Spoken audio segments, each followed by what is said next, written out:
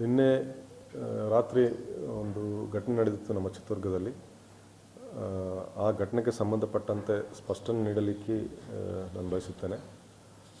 ನಿನ್ನೆ ನೈಟ್ 8:30ಗೆ ನಮ್ಮ ಟ್ರಾಫಿಕ್ ಸಿಬ್ಬಂದಿ ಟ್ರಾಫಿಕ್ ಡ್ಯೂಟಿ ಮಾಡ್ತಾ ಇರುವಾಗ ಗಾಂಧಿ ಸರ್ಕಲ್ನಲ್ಲಿ ಒಂದು ಆಟೋ ಚಾಲಕ ಅಪೋಸಿಟ್ ರೂಟಿಂದ ಟ್ರಾಫಿಕ್ ವಯೋಲೇಷನ್ ಮಾಡಿ ಬರುತ್ತಿರುವುದನ್ನು ನೋಡಿ ಅವ್ರನ್ನ ನಿಲ್ಲಿಸಿ ಪ್ರಶ್ನೆ ಮಾಡ್ತಾರೆ.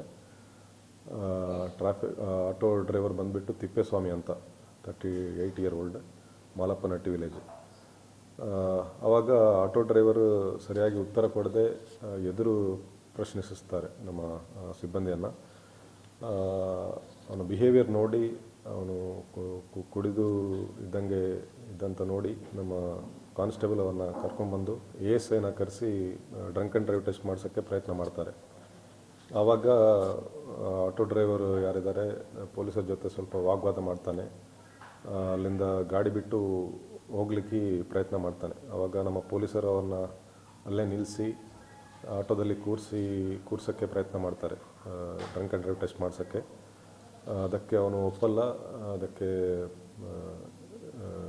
ಒಪ್ಪದೆ ಅವನು ಅಲ್ಲಿಂದ ಗಾಡಿ ಬಿಟ್ಟು ಹೋಗ್ತಾನೆ. ಸೊ ಇದು ಅರೌಂಡ್ 8:30 ಆ ಟೈಮ್ಗೆ ಆಗಿದೆ ಘಟನೆ.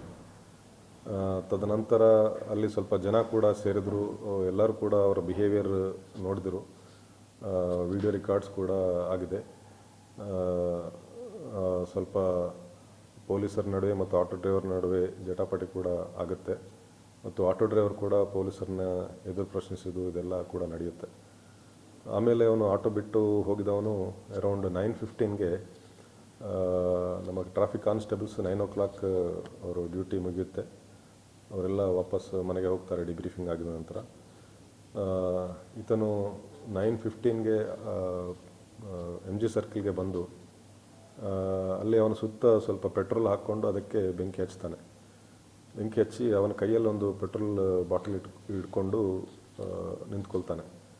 ನಿಂತ್ಕೊಂಡು ಅವನ ಮೈ ಮೇಲೆ ಕೂಡ ಸ್ವಲ್ಪ ಪೆಟ್ರೋಲ್ ಹಾಕ್ಕೊಳ್ತಾನೆ. ಆವಾಗ ಏನಾಗುತ್ತೆ, ಆ ಪೆಟ್ರೋಲ್ ತುಂಬ ವಾಲಟೈಲ್ ಸಬ್ಸ್ಟೆನ್ಸ್ ಆಗಿರೋದರಿಂದ ಆ ಸುತ್ತ ಏನು ಬೆಂಕಿ ಇದೆ ಅದು ಇವರ ಮೈಗೆ ಕೂಡ ಹತ್ಕೊಳ್ಳುತ್ತೆ.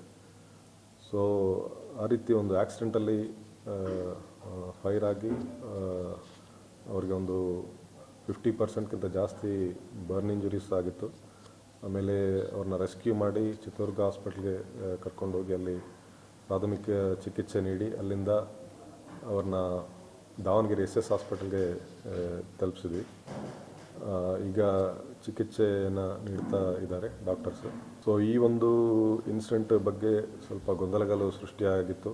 ಸೋಷಿಯಲ್ ಮೀಡಿಯಾದಲ್ಲಿ ಪೊಲೀಸರು ಒಂದು ದೌರ್ಜನ್ಯ ಮಾಡಿದ್ದಕ್ಕೆ ಆತನು ಆ ರೀತಿ ಮಾಡ್ಕೊಂಡಿದ್ದಾನಂತ. ಬಟ್ ಇದರಲ್ಲಿ ಸತ್ಯಾಂಶ ಏನಂದರೆ, ಪೊಲೀಸರು ಅವರ ಡ್ಯೂಟಿ ಮಾಡ್ತಾಯಿದ್ರು, ಬಟ್ ಈ ಪರ್ಸನ್ ಯಾರಿದ್ದಾರೆ ಅವರು ಏನೋ ಒಂದು ಪೊಲೀಸ್ನ ಹೆದರಿಸುವ ಅಂತ ಒಂದು ಕೆಲಸ ಮಾಡೋಕ್ಕೆ ನೋಡಿ ಆಕ್ಸಿಡೆಂಟಲ್ಲಿ ಫೈರ್ ಆಗಿ ಈ ರೀತಿ ಒಂದು ದುರದೃಷ್ಟಕರ ಘಟನೆ ನಡೆದಿದೆ.